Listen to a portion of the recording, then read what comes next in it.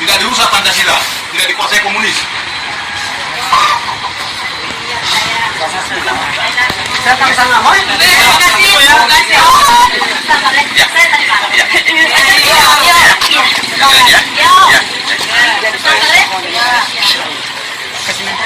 So many pieces all back together now. What's your vision?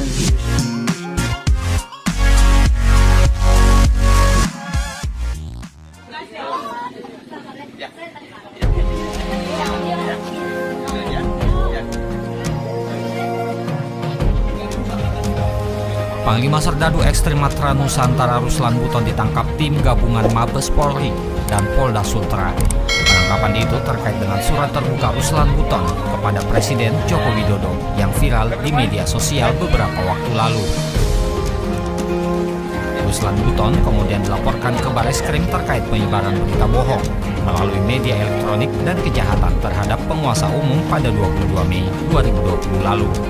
Ruslan dijemput di Desa Wabula 1, Kecamatan Wabula, Buton, Sulawesi Tenggara, untuk selanjutnya dibawa menuju Polres Buton. Video penangkapan Ruslan Buton beredar di media sosial. Video tersebut diunggah oleh penggiat media sosial Eko Kutadi di akun Twitternya.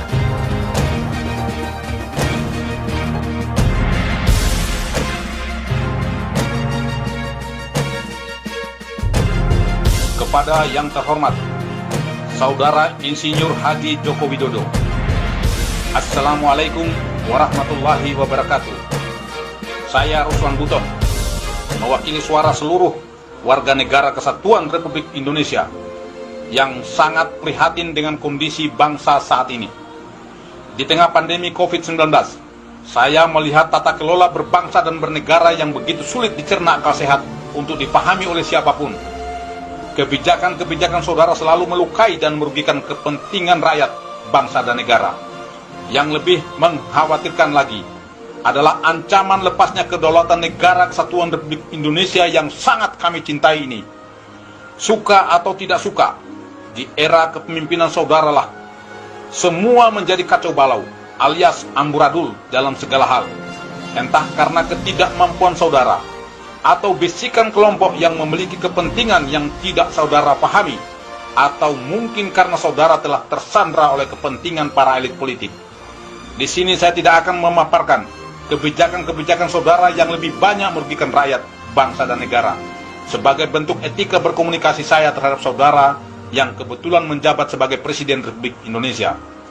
Saudara Joko Widodo yang saya hormati, semua sistem yang berlaku di negeri ini bagaikan benang kusut yang sangat sulit untuk dirajut kembali.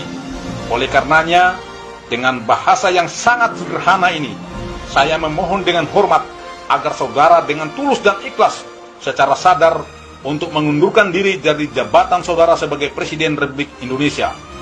Hal ini perlu dilakukan demi kepentingan bangsa untuk menyelamatkan negara Kesatuan Republik Indonesia sebelum kedaulatan negara benar-benar runtuh dan dikuasai asing, terutama Cina komunis. Saya tahu ini adalah pilihan sulit, namun merupakan pilihan terbaik.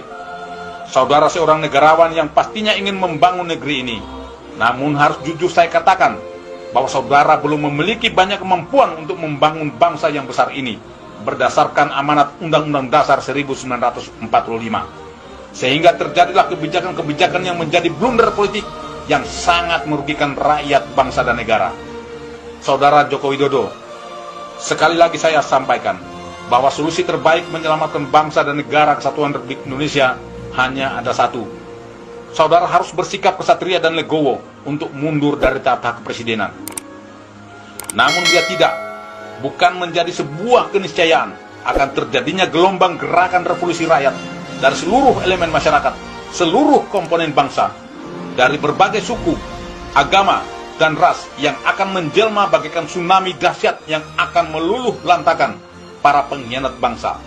Akan bermunculan harimau-harimau, singa-singa, dan serigala-serigala lapar untuk memburu dan memangsa para pengkhianat bangsa.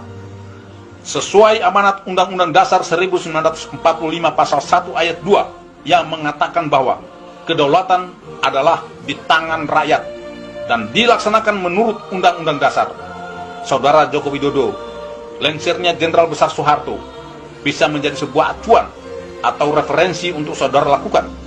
Sebagai seorang negarawan, beliau dengan legowo menyatakan mundur dari tahta kepresidenan demi menghindari pertumpahan darah sesama anak bangsa.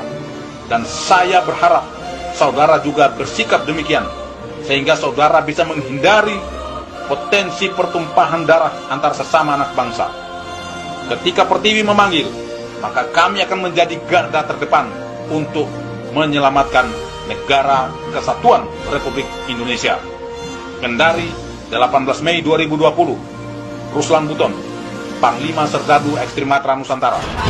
Saya merasakan kebangkitan komunis sejak beberapa tahun yang lalu, tadi sudah disampaikan oleh adik satu, sejak dihilangkannya pelajaran PMP dirubah, sejak dihilangkannya sejarah perjuangan bangsa sekarang dihilangkan, Pak. Artinya generasi kita muda sekarang ini sudah tidak tahu sejarah, Pak.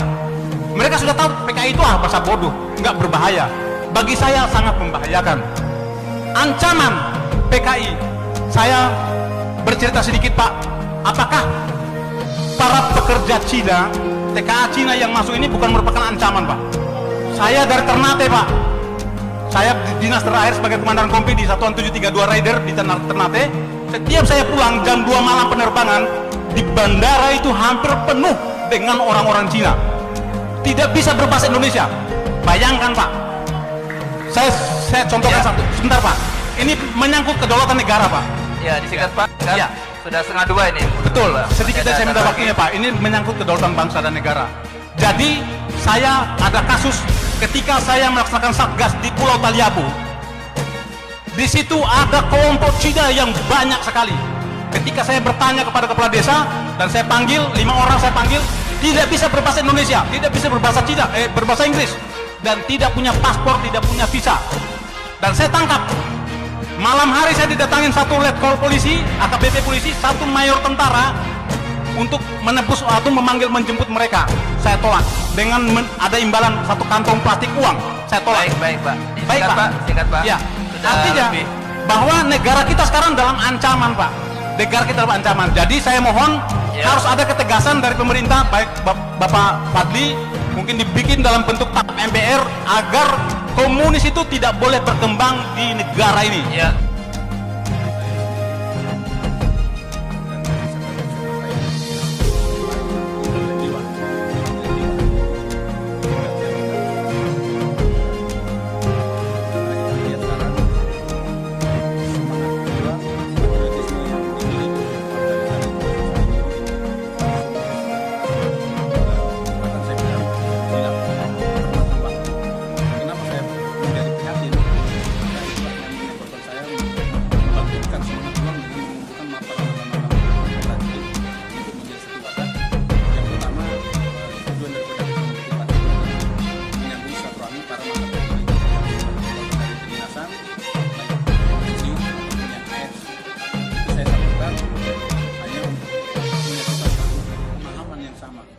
Kemudian yang kedua, di dalam satwa ini mereka juga dapat bisa memberikan informasi lowongan pekerjaan, sehingga yang tadinya tidak bekerja bisa bekerja dengan layak dan bisa membiayai pastinya rezeki yang halal.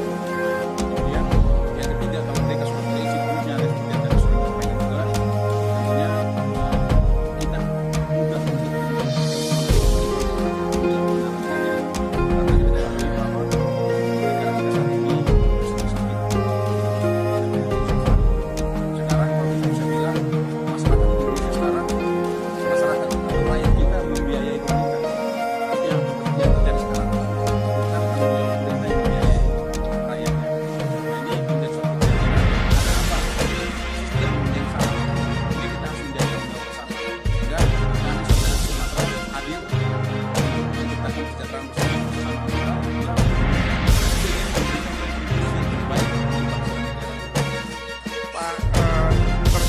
intoleransi dan radikalisme daripada terima kasih.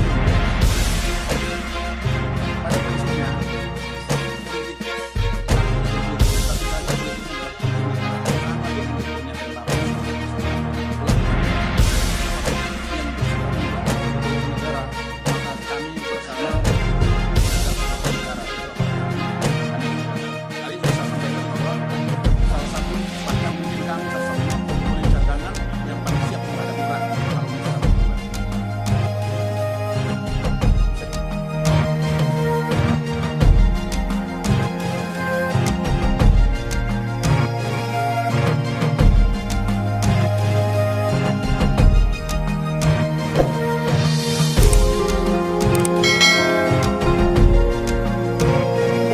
Depok.